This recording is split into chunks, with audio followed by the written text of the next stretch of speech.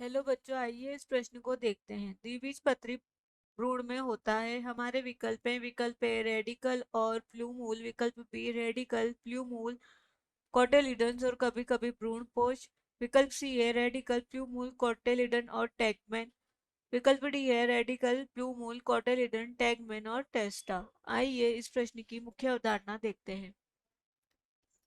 इस प्रश्न में हमसे पूछा गया है द्विबीजपत्री पादपों के भ्रूण में क्या क्या पाया जाता है। बीजपत्री पादपों का जो भ्रूण होता है उसमें क्या क्या पाया जाता है। आइए इस प्रश्न का हल देखते हैं।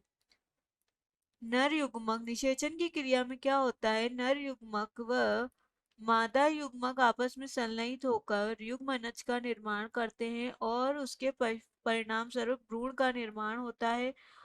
और इस भ्रूण में एक भ्रूण अक्ष पाया जाता है जिसमें निम्नलिखित संरचना होती है, जैसे प्रांकुर,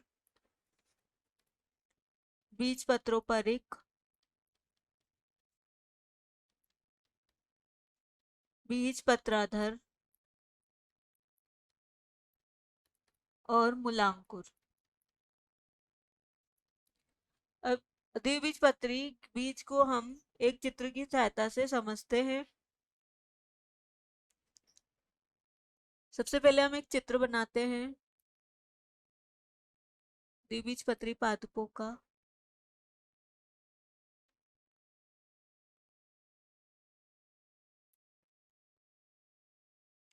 यह होता है इस पादप का सबसे निचला पार्ट भाग, जिसे बोलते हैं रेडिकल या मूलांकुर।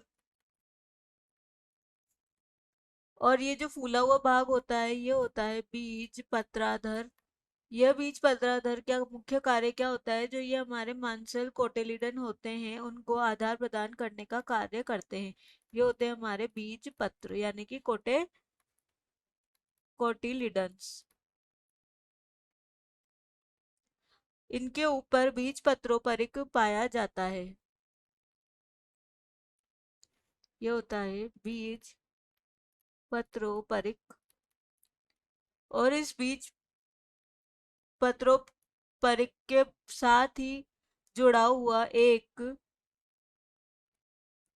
जो है प्लूमूल पाया जाता है जिसे बोलते हैं प्रांकुर। यह जो प्लूमूल होता है या प्रांकुर होता है यह द्विबीजपत्री पादपों में जो है प्ररोह तंत्र का विकास करता है। प्ररोह तंत्र का विकास प्रांकुर द्वारा किया जाता है। और जो ये रेडिकल है या मूलांकुर है यह मूल तंत्र या जड़ तंत्र का विकास करता है। तो द्विबीजपत्री पादप में क्या होते हैं, ये जो दो बीज पत्र हैं, दो बीज पत्र या जो कोटेलिडन हैं, ये मांसल बीज पत्र होते हैं।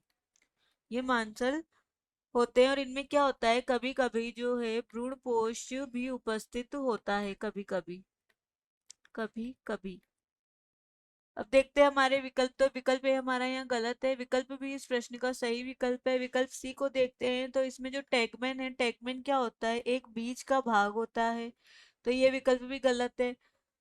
विकल्प डी में भी टेस्ट और टैगमैन दिया हुआ है, ये क्या होते हैं, बीज का भाग होता है। तो ये विकल्प भी हमारा यहाँ गलत होता है। विकल्प भी इस प्रश्न का सही विकल्प है। आशा है कि आप इसे अच्छी तरह समझ गए होंगे। धन्यवाद।